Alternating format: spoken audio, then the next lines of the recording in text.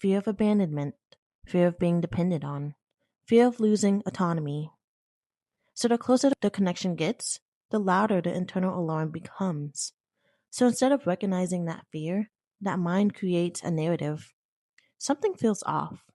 I'm not as into this as I thought. I think my feelings changed.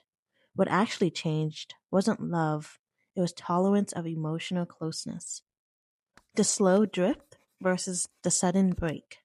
There are usually two ways feelings disappear: the slow drift, where communication fades, affection decreases, energy changes before words do, and the sudden break, which feels shocking but is usually the result of months of unspoken emotional buildup. The sudden ending isn't sudden at all, it's delayed honesty. Why this hurts the person left behind. When someone says they lost feelings, the other person often turns inward. What did I do wrong? Was I too much?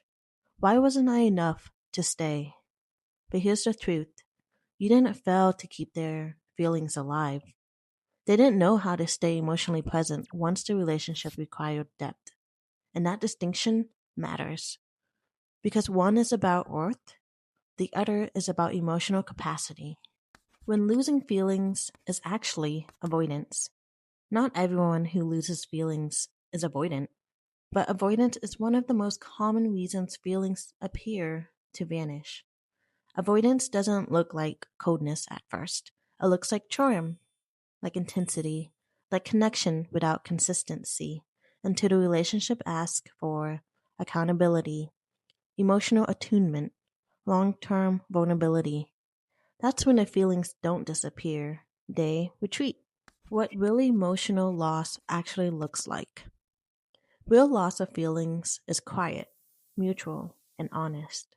It's not confusing, it's not sudden, it doesn't leave one person questioning their worth. If you are left confused, blindsided, or emotionally scrambling, it wasn't just lost feelings, it was unspoken fear. Sometimes the most painful endings aren't about love ending, they're about someone reaching the edge of their emotional capacity. And that hurts, but it also tells you something important. The depth you offered wasn't a problem, and it was simply more than they knew how to hold. If this resonated, you're not alone, and you're not broken. You're just emotionally aware, and the world's still learning how to be. And if you want more conversations like this, that kind of actually make sense of what you felt, you know where to find them. You can like